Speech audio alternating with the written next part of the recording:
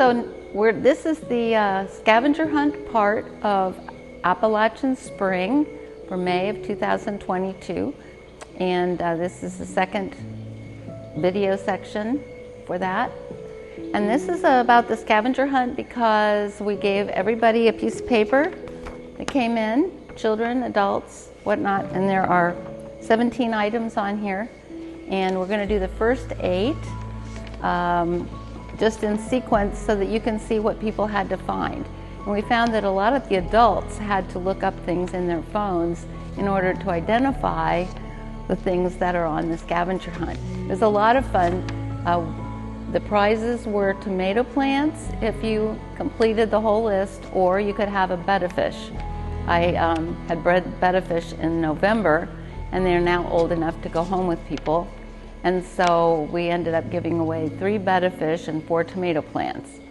And there were lots of children. The place was just chaos and people having a good time and parents helping their children find all these things and looking up things that they couldn't recognize. So we're going to go through and just in a sensible order. This was all scrambled up, so it was more difficult for them. But we'll show you what they had to see, what they had to look at, and what they had to identify. This is our first section, and it's an imitation Appalachian stream bed. And there are minnows in there, and there was a mud puppy, but she went home with someone last night, and so she isn't in there today. But she was hard to see anyway. She's sort of a black mud puppy on a black ground. But then people had to find the bullfrog. And it's not a real bullfrog, but I think he adds to the ambiance, don't you? And then the third one is a red Japanese maple tree. And there are actually 2. One is in a little bonsai pot right here, and one is in a bigger bonsai pot right here. We're going to move on to the great blue heron, who is stalking the baby fish that are in the bowl. And if with any luck, we'll get the baby fish in the bowl. The next area is the garden area, and this is the garden plants, and there were a lot more tomato plants, and they all went home with people last night as prizes. They had to find a plant that blooms in 2 colors, and that would be pulmonaria. Yeah, this is the pulmonaria, and it's got pink flowers and blue flowers on almost every stem.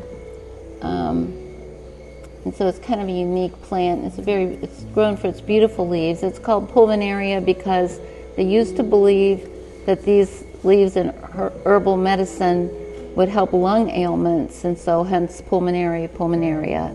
And then the next thing they had to find was garden plants and seeds, and so the garden plants were here with many more tomatoes. And then these seeds here, they had to find that. And then the next thing that they had to find was 3 garden tools. So they needed to find a hand spade, a hoe,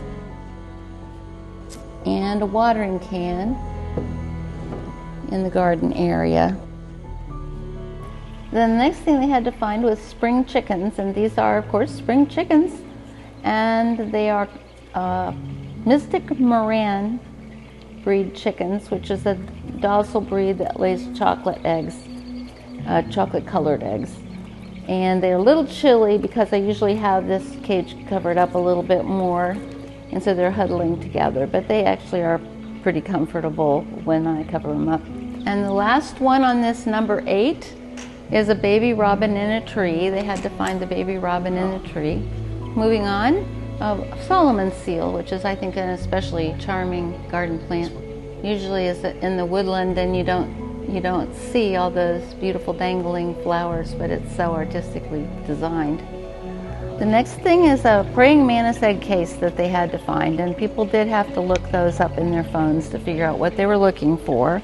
And we do have some little praying mantises in here. Don't know if we can get a shot on video, but there's a baby one right there in the top of the cage. It's right here, hanging upside down. And he likes to get up there and sun himself. And there are quite a number of them in here. I don't know how many. And Harry may eat a few before we're all finished. Harry is in the back there. He's a little anole, and he's not real keen about the filming business. He's usually quite charming, but he's looking suspicious. And the goldfish are there. They had to find goldfish, and they're grazing all the time. They keep their tank very clean. The next thing they had to find was a mulberry bush.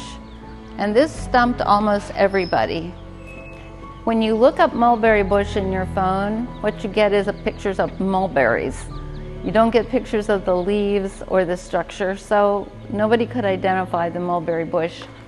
But this is a mulberry bush that we've been working with bonsai. It just was a volunteer, it came up in our yard, and we've been little by little shaping it into something. And so they had to find the mulberry bush. The next thing they had to find was a shrinking violet. Now we just said it was a shrinking violet. It's not actually shrinking, it's growing actually. But we talked about spring chickens and shrinking violets. Those are things that we use as metaphors for people all the time. So shrinking violets are people that get kind of reclusive and don't want to come out and talk to anybody. And the other thing they had to find was an onion flower. Now this is actually a giant allium, which is in the onion family, and it was broken off by the hail and the storm. They also had to find Boston ivy, and there's two places here that have Boston ivy. One is here in this arrangement of dogwoods, and the other one is over here in a spray coming down off the dresser. And then there's the dogwood blossoms, which were mercifully spared in the hailstorm. These were like the only branches left. Last but not least is moss in bloom. So the moss in bloom, there's moss everywhere. We have little moss gardens on every table, but this one is blooming. And that's the end of the Appalachian Spring Scavenger Hunt. Do you think you would have been able to get a tomato plant or a betta fish, and which would you have chosen?